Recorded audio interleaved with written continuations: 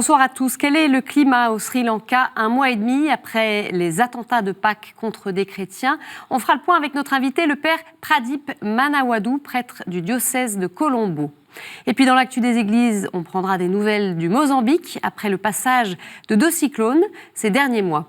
Au Pakistan, les violences à l'égard des minorités religieuses sont en hausse. C'est le constat préoccupant que fait l'Église du pays. Nous avons joint la commission justice et paix de la conférence épiscopale pakistanaise. Mais pour commencer cette édition, voici des informations à retenir sur le Sri Lanka.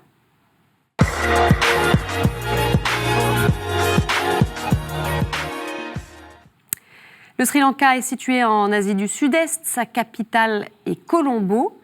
Il compte environ 21,6 millions d'habitants. Ce pays reste marqué par des années de guerre civile entre le gouvernement singalais et les tigres tamouls, faisant des dizaines de milliers de victimes. Alors si le conflit a pris fin en 2009, les blessures restent vives. La cohabitation entre ces ethnies demeure difficile et l'Église a du mal à favoriser la réconciliation entre les communautés, n'ayant pas l'appui du gouvernement. Sur le plan religieux, les bouddhistes sont majoritaires, autour de 70,2%, suivis par 12,6% d'hindous, 9,7% de musulmans et 7,4% de catholiques. L'Église compte des fidèles singalais, mais aussi tamouls. Le 21 avril dernier, le Sri Lanka a été frappé par de sanglants attentats contre plusieurs églises en pleine messe de Pâques et contre des hôtels. Il y a eu plus de 250 victimes et des centaines de blessés. Les églises qui ont été touchées sont les paroisses catholiques Saint-Antoine à Colombo et Saint-Sébastien à Negombo, également l'église évangélique de Zion à Batikaola. Alors ces attentats ont été revendiqués par l'État islamique, mais aujourd'hui le climat est très tendu dans le pays, climat sur fond de tensions interreligieuses et politiques. On va en parler tout de suite avec notre invité.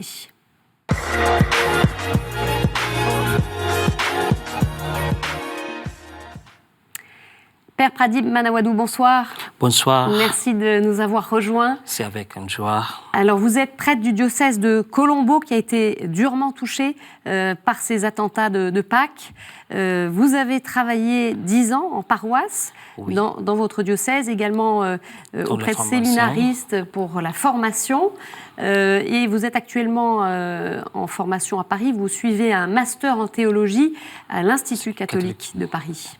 Alors, on va parler bien sûr avec vous du climat dans le pays. On a peu de nouvelles ici, un mois et demi après ces attaques. Mais tout d'abord, on a aussi envie de vous demander comment les chrétiens font face. On se souvient, on en a parlé, nous, ici, il y a quelques semaines, que les églises du pays avaient été fermées après ces attentats, et donc que les catholiques ne pouvaient pas se rendre dans les paroisses, mais qu'ils ont pu suivre des messes télévisées célébrées par l'archevêque de Colombo. Mais voilà, aujourd'hui, on en est où? Est-ce que ces églises fonctionnent à nouveau? Justement, après les attentats, pendant quelques semaines, les églises étaient fermées, mais ça, on a déjà recommencé à célébrer la messe. Tout d'abord, avec la sécurité, il y avait des armées, les militaires, la présence des militaires qui veillaient sur les églises pendant les célébrations. Mais maintenant, la situation c'est un peu calme. Le problème est que les gens du pays ne sont pas satisfaits de gestion de ce climat. De ce climat. Et les chrétiens, donc, en particulier, sont en colère?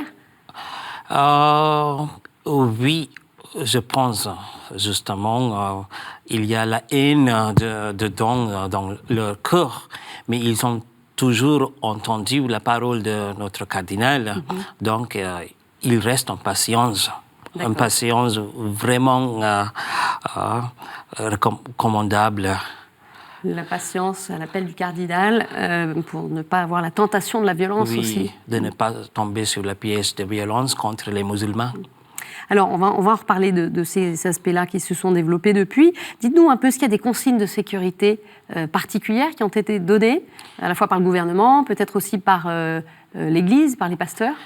Justement, par l'Église, on a donné les conseils de venir en avance à l'heure à la messe et de ne pas apporter des sacs à dos et des choses extra avec eux. Et il y a des portiques, il y a eu des contrôles. Oui, il y avait des contrôles, mais ça, c'est pas possible chaque jour parce qu'on est dans un pays religieux et des pratiquants. Il y avait des 1000 qui viennent pour la messe chaque semaine, chaque dimanche. Même pendant la semaine, il y a centaines de peuples dans les messes chez nous. Mais on est vraiment vigilant quand même avec ce qui passe autour de nous. Et les chrétiens sont attentifs. Attentifs. Est-ce que vous avez, vous, une idée de pourquoi les chrétiens ont été visés? Comment est-ce que vous voyez les choses? Il n'y a pas des raisons éclairées, mais c'était une question parce qu'on s'entendrait très très bien avec toutes les autres religions depuis 1505, la première colonisation où on était devenus les catholiques. Mais ce n'est pas seulement les chrétiens. Après les attentats, les intelligences ont trouvé il y avait des attentats prévus, même dans les temples bouddhistes, pendant les Vesak, mois de mai, parce que mois de mai, on a célébré la naissance du Bouddha. C'est une fête nationale chez nous. Donc,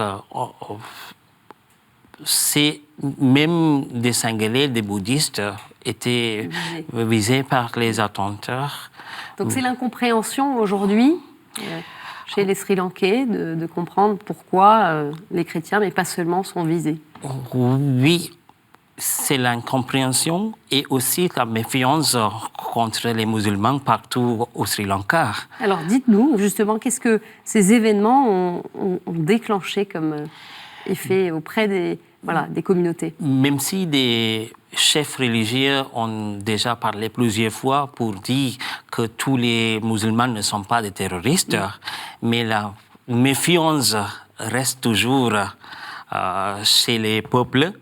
Donc, il y a une grande tendance d'éviter des commerces musulmans. Ce sont les musulmans qui tiennent les commerces? Beaucoup de commerces chez nous, c'est tenu par des musulmans. Donc, il y a un boycott? Oui.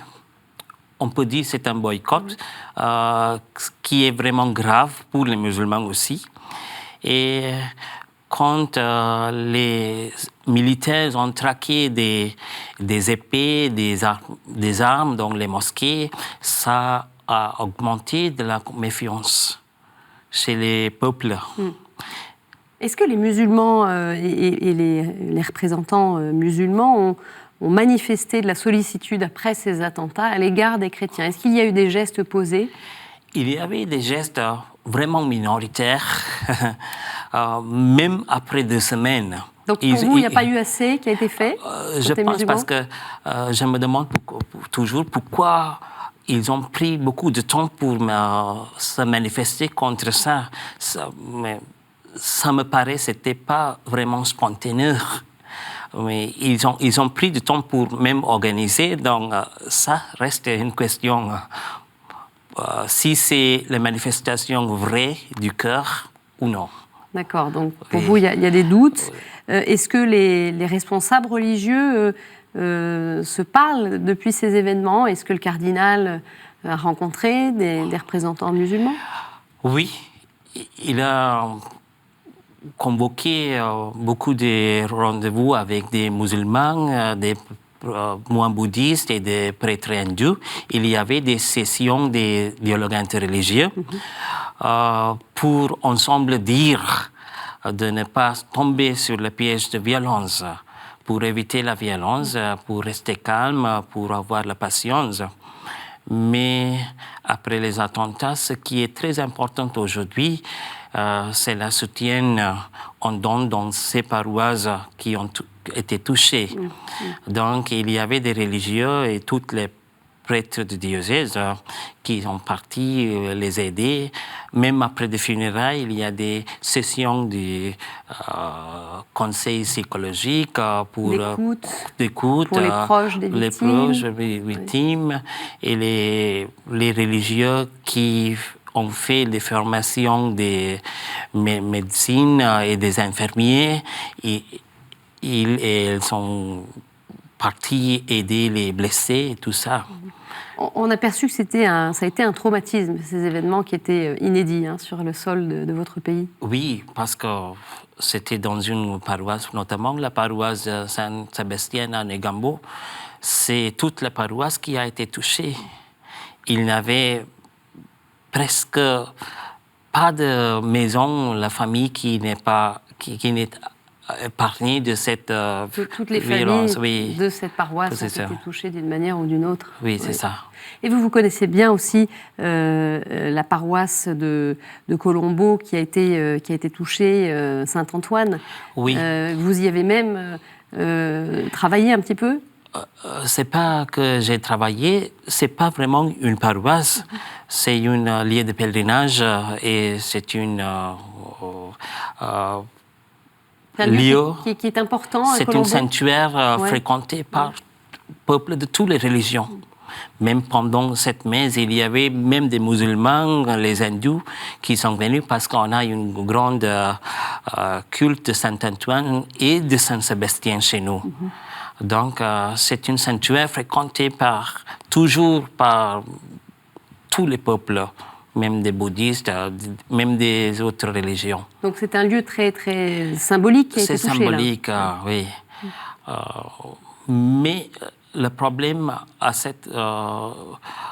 l'église, il y avait des peuples qui sont venus de partout du pays, donc pour traquer des victimes et aussi les aider. C'est un peu difficile par rapport à la paroisse de Saint-Sébastien, parce que c'était des paroisses, il y avait peu de gens qui sont venus d'ailleurs. C'était local. C'était local. Contrairement à Saint-Antoine, où des personnes de plein de régions différentes ont pu être touchées. Vous parliez de ce mécontentement actuel vis-à-vis du gouvernement sur la gestion, à la fois en amont, puisqu'il y avait déjà des alertes sur ces attentats et qui visiblement n'ont pas été prises au sérieux, et puis sur ce qui se passe aujourd'hui dans la gestion après les événements. Justement parce que même aujourd'hui, on ne voit pas que assez de mesures sont prises pour rétablir la sécurité nationale. Même comme les militaires traquent des suspects, ça sera influencé par des politiques. Il y avait des libérations des suspects sans enquête. Ça donne beaucoup de suspicions chez les gens et ça n'aide pas la réconciliation des peuples. Et à ce sujet, justement, en parlant du gouvernement, il y a eu une démission le 3 juin de 3 ministres musulmans à qui on a reproché peut-être trop de proximité avec des mouvements djihadistes. Et notamment pour appuyer cette campagne à l'égard de ces ministres, eh bien, l'Église aussi a été dans ce mouvement-là, avec le cardinal Rangis, qui dénonçait un petit peu ce qui se passait, aux côtés d'un moine bouddhiste. Voilà. Expliquez-nous un petit peu ce qui s'est passé.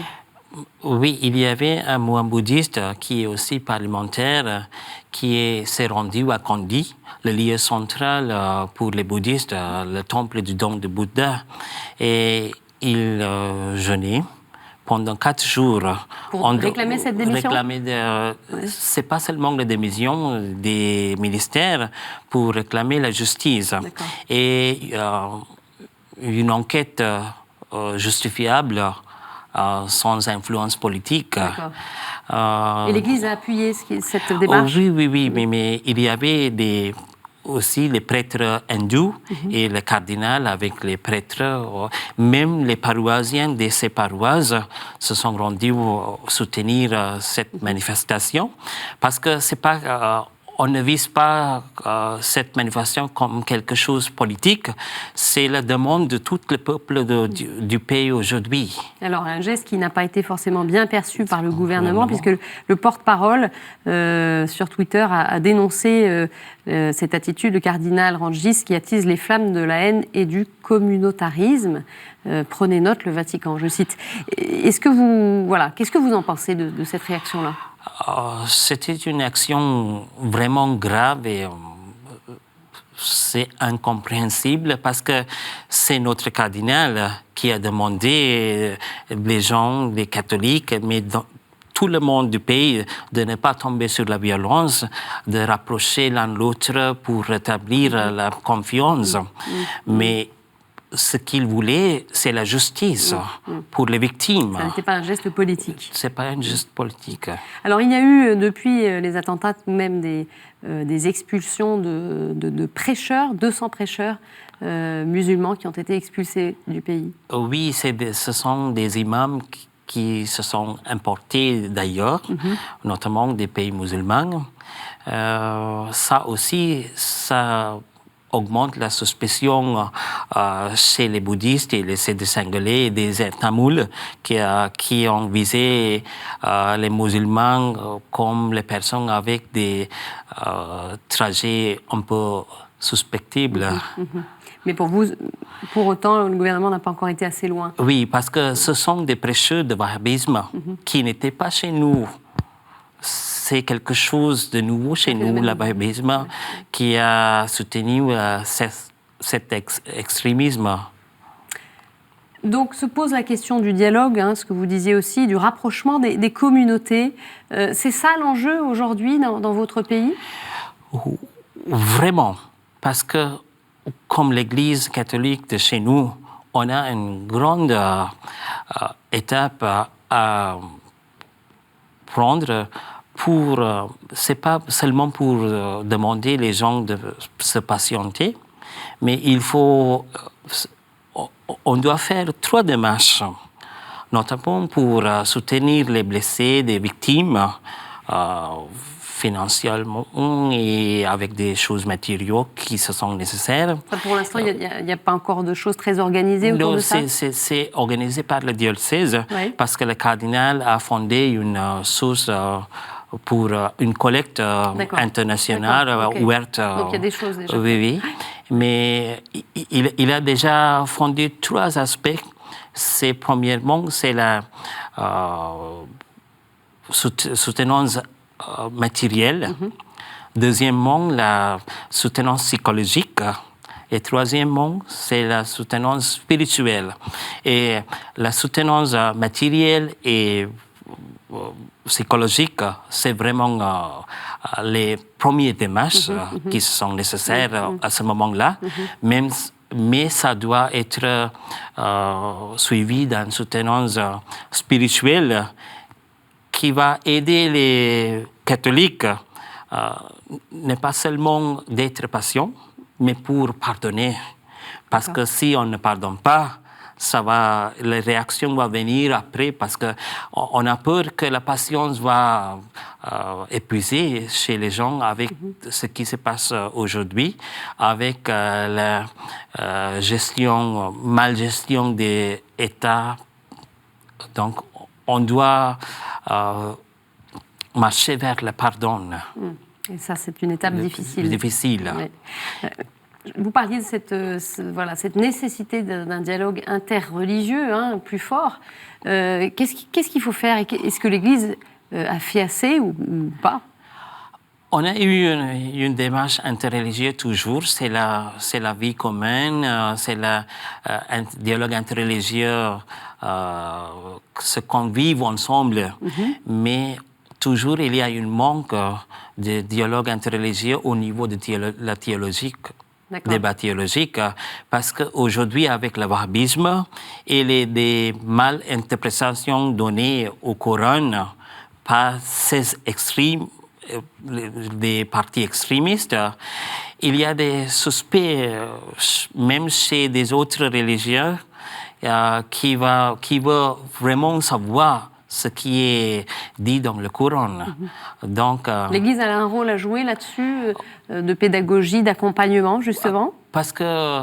Qu'est-ce qu'elle peut faire? Qu'est-ce qu'elle doit faire, selon vous? Quelle est l'urgence à ce niveau-là? L'urgence, c'est même chez nous, chez les chrétiens, il n'est pas assez de débat théologique, assez de connaissances des autres religions.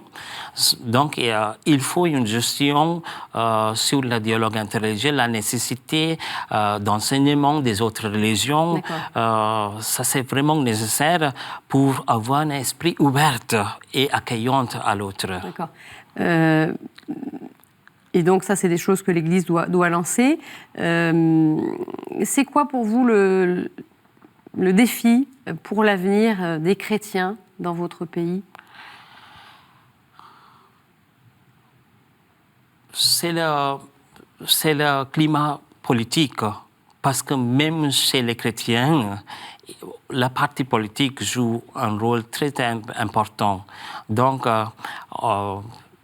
on attend l'élection présidentielle à la fin de cette année, mais il faut que les chrétiens ne se divisent pas par des partis politiques, mais se réunissent comme des chrétiens et des Sri Lankais, l'identité sri lankais.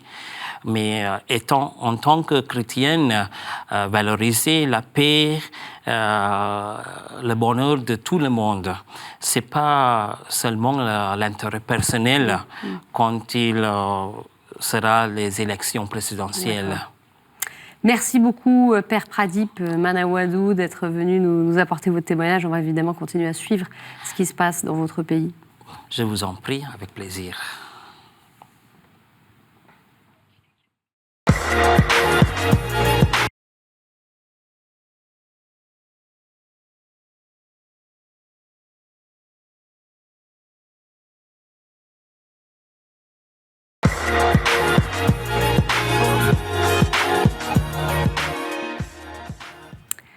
Dans l'actu des églises cette semaine, 2 mois après les cyclones qui ont frappé le Mozambique, le pays espère des fonds pour sa reconstruction.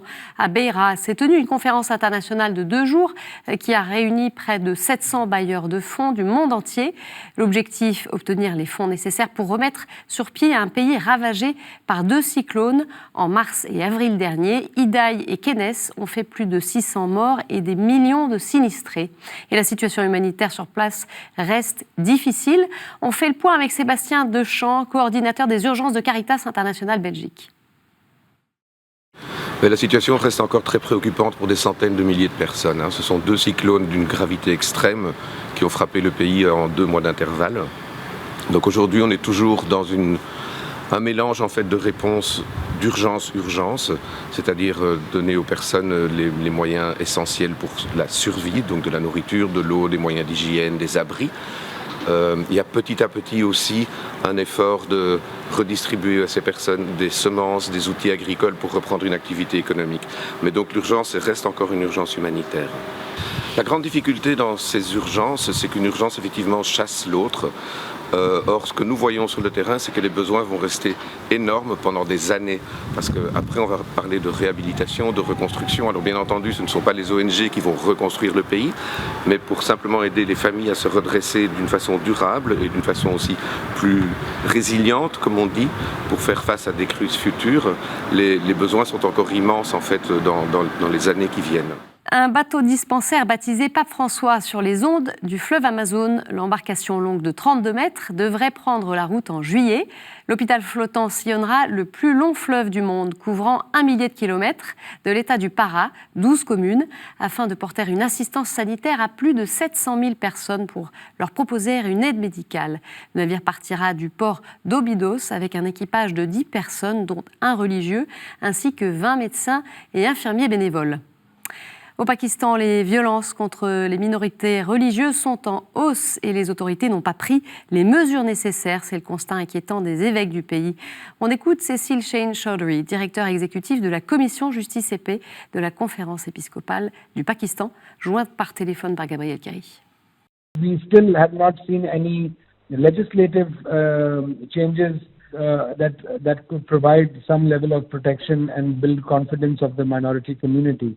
In that situation, and given the given the protest and obviously the social media hate mongering that was initiated at the time of the release of Asia Bibi and afterwards, that has also given space or sort of triggered certain elements to behave in this way towards the religious minority community.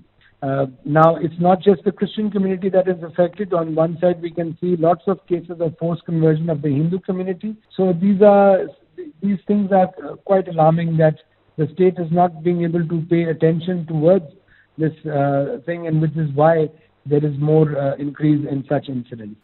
Et puis j'ajoute que le gouvernement avait promis la création d'une commission pour les minorités, mais elle n'a toujours pas vu le jour. Voilà, c'est la fin de cette édition. Merci de l'avoir suivie. Vous pouvez la retrouver sur notre site et nos réseaux sociaux. Très bonne semaine à tous. À mercredi prochain. Au revoir.